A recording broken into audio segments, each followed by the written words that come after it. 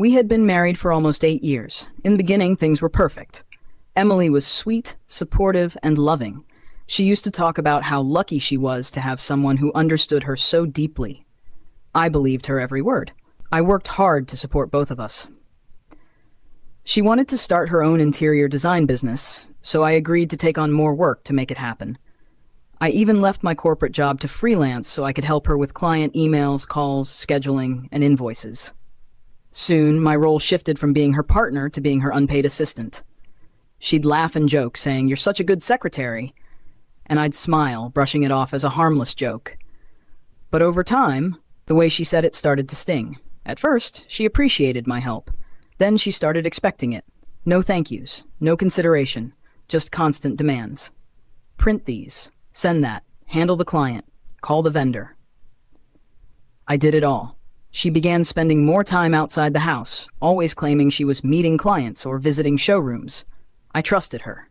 Completely. That was my mistake.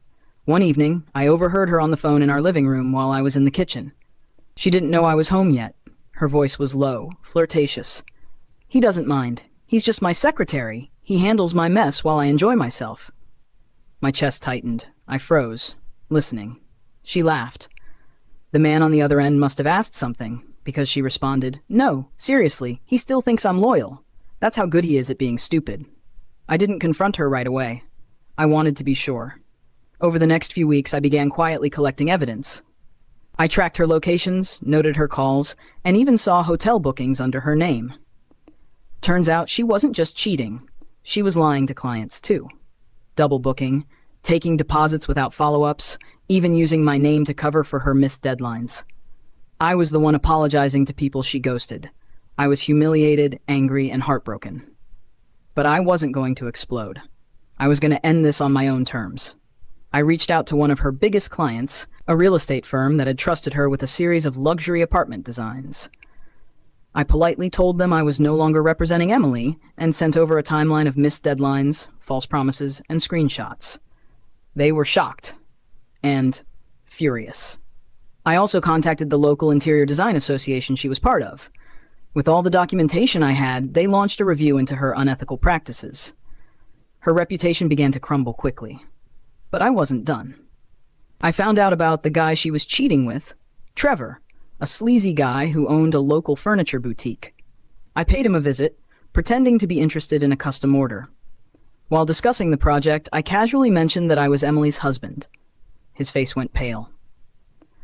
That same evening, we had a dinner party at our home with a few of Emily's close friends and a couple of clients she wanted to impress. She asked me to set everything up: food, table decor, music. I did it all, quietly. During dinner, one of the clients complimented her success and asked how she managed it all. She smiled, clinked her glass, and said, "Oh, I don't manage it all. That's what I have a secretary for." Everyone laughed, except me. I stood up, smiled, and raised my glass. I quit. Silence filled the room. Emily's face twisted in confusion. "What?" "I quit," I repeated calmly.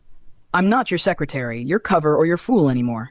Good luck handling your business and your boyfriend without me."